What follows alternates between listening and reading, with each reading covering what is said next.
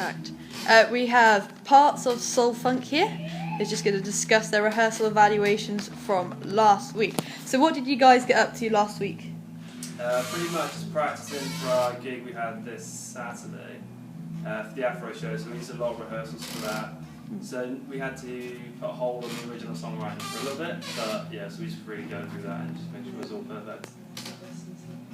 Yeah, so what do you think the AfroShow kind of taught you? Is there anything that you think, right, we need to make sure that we don't do that for our final major gig, or we need to replicate that for our O2 gig?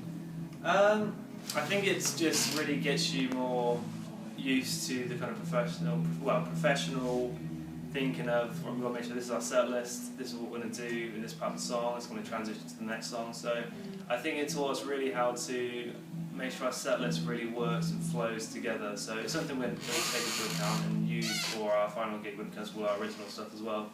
Yeah. Jerome said you had some issues in terms of not knowing when you're meant to start, having to cut out 2 songs. Like, how can you prevent that from happening in your O2? To be honest, that wasn't even down to us. That was a case of, we were meant to play at 6:30, then we were told we had to play at 5 to 6.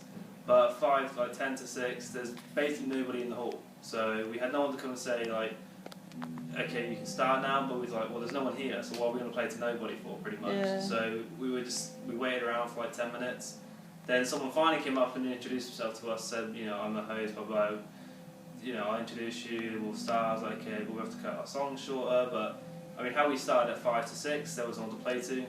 So it's the case with the O2, that we're not going to have that. We're going to have, this is our time slot, there's already people in the building, we can start and we know that's when we can start, but that was our issue regarding having to cut the song short. Yeah, well, the thing is, for the O2, that's your responsibility to make sure everyone goes up on time, everyone's in the building on the time. So what can you do maybe on the night to make sure everyone knows when they've got to go on?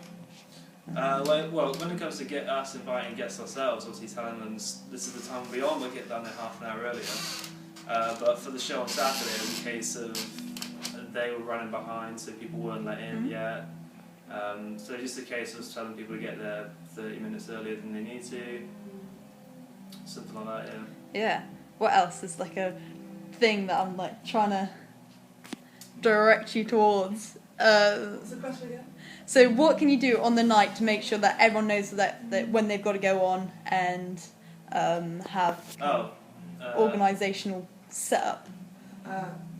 Maybe make there's like a list of like scheduled, like the things you need to do, like what time like you need to set up and get there, and like what time you're going to be on. So like an itinerary for the day, or like set lists up on the walls of just like this person's going on this time. Like you see them whenever you go to any O2 gig, and they'll say what time everyone's going on. So you don't need someone to come tell you to go on.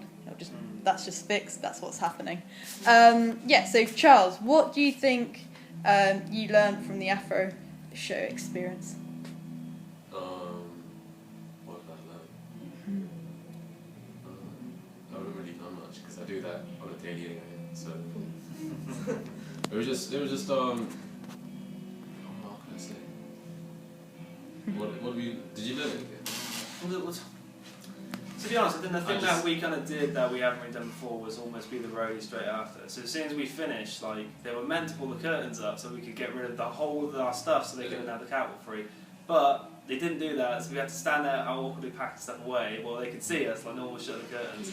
When they finally did shut the curtains, we had to move everything over and unpack it and then post it away, take it through out back and put it away. So that's something we haven't done in terms of packing away all the equipment and obviously getting away quickly so that the show can go on.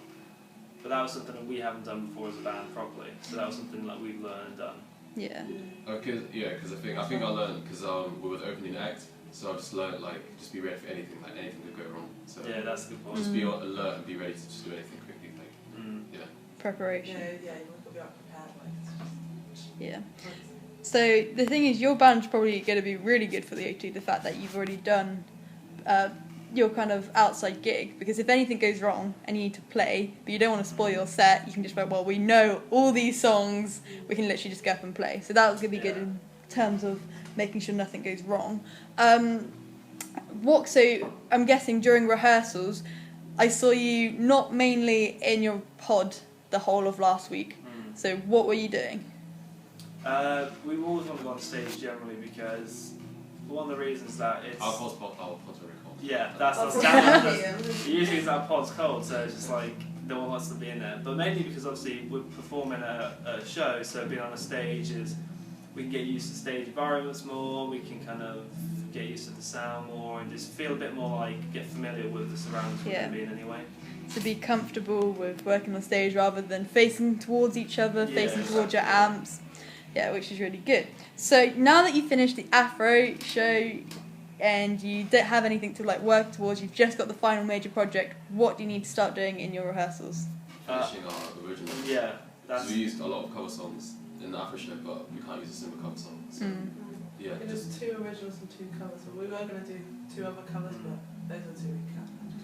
To be honest, I'm kind of looking forward to that though because we've got so many originals like songs now. Like just need like kind of little bits of time on them until they're finished. Also, we have to put them on hold. 6 or 7% done. Yeah, so we got. Well, I know about in 2 weeks now we've got. I mean, we might have another show to do. We're looking to book another one with some other bands. So obviously we'll have that, but. Even with that one, I hope we'll do more, if not all original material that night anyway. So now I'm looking forward to just cracking on with our original stuff and get a lot more stuff finished.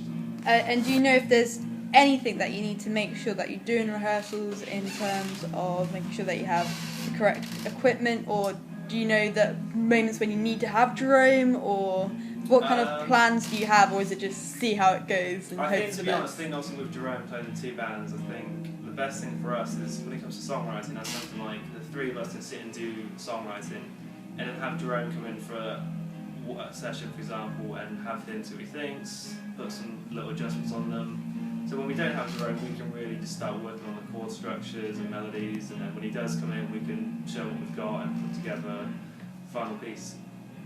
Awesome. So anyone want to add anything else? No, I think we're good. Perfect.